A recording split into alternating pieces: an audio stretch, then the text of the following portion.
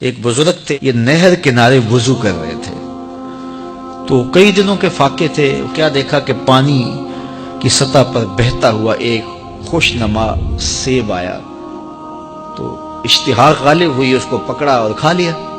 جب کھا چکے تو پھر خیال آیا یہ تو میرا تھا ہی نہیں، یہ تو مال لقطہ تھا، تو میں نے اس کو کھا لیا، اب اس کا مالک کیسے ملے؟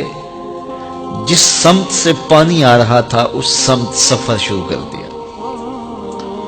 کئی دنوں کی مسافت کے بعد دیکھا کہ ایک باغ ہے جس کی شاخیں اس پانی کی طرف لٹک رہی ہیں۔ سمجھ گئے کہ یہیں سے گرا ہوگا اور میں نے کھا لیا۔ خیر باغ میں پہنچے، مالک سے ملے، کہا کہ یوں میں نے ایک سیب کھا لیا ہے اور میرا غالب گمان یہ ہے کہ اس باغ کا وہ سیب تھا، تو میں معافی مانگنے آیا ہوں، یا پھر بتائیں کہ اس کا ہرجانہ کیا ہوگا۔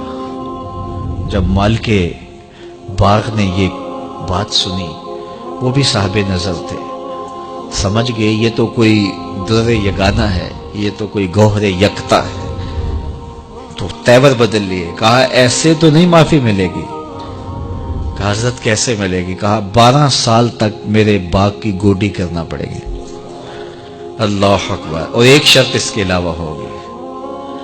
کہا ٹھیک ہے، میری غلطی تو معاف ہو جائے گی نا۔ 12 سال تک باغ کی گوڈی کرتے رہے۔ ایک دن فرمانے لگے وہ صاحب باغ جو تھے کہ سیب توڑ کے لاؤ، مہمان آئے ہیں۔ تو وہ سیب توڑ کے لائے تو وہ کچے ہی تھے۔ تو کہا تم 12 سال ہو گئے ہو سیبوں کے باغ میں رہتے ہوئے، تمہیں پتہ نہیں کہ کچے سیب اور پکے سیب کیسے ہوتے ہیں؟ کہا حضرت مجھ سے قسم لے لیجئے 12 سال میں ایک دفعہ بھی نظر اٹھا کے سیبوں کی جانب نہیں دیکھا۔ ایک سیب کھایا تھا، میں تو اس کی سزا بھگت رہا ہوں، میں تو گوڈی کرتا ہوں، اوپر کبھی نظر بھی میں نے نہیں اٹھائی۔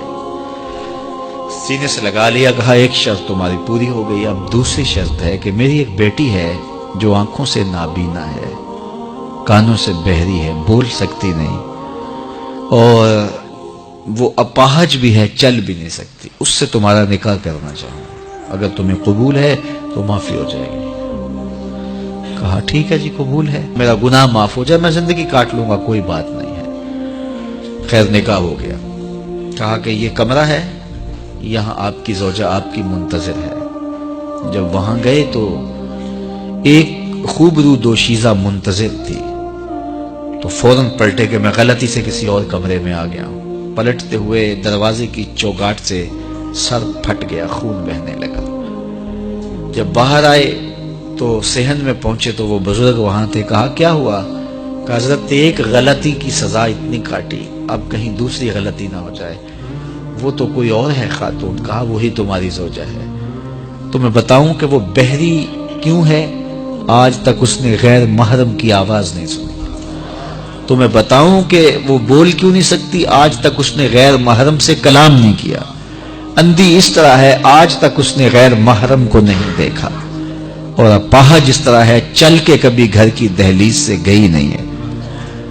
تو اس خاتون کا جب نکاح ہوا اور پھر ان سے اللہ نے ان کو ایک بچہ دیا جس کا نام ہے الشیخ عبد القادر جیلانی۔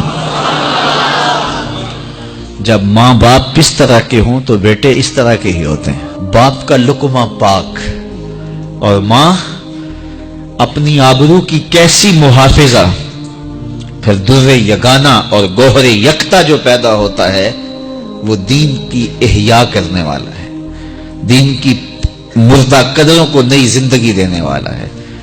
حضرت ملا علی قاری لکھتے ہیں کہ حضور غوث اعظم جب مجلس واعظ کرنے بیٹھتے تو 70 ہزار کا اجتماع آپ کے مجمع میں ہوتا، اور عمومی طور پہ اللہ کی رحمتوں کے حوالے سے بات کرتے، اور جس دن آپ اللہ کے قہر، غضب اور جلال کی بات کرتے کئی جنازے اٹھتے۔ یہ آپ کی گفتگو کے اندر عصر کا رنگ اور شیرینی تھی۔ اللہ اکبر۔ تو باپ دیکھیے کہ رزق کے معاملے میں کتنا محتاط ہے، اور ماں دیکھیے اپنی عصمت کی کتنی حفاظت کرنے والی ہے۔ مائیں بچوں کی تربیت کرتی ہیں، ماؤں کے ذریعے سے پاکیزہ صرف بچے جنم لیتے ہیں، تو لہٰذا ماؤں کو اچھی تربیت کا حامل ہونا چاہیے تاکہ وہ آگے اچھی تربیت خود کر سکے۔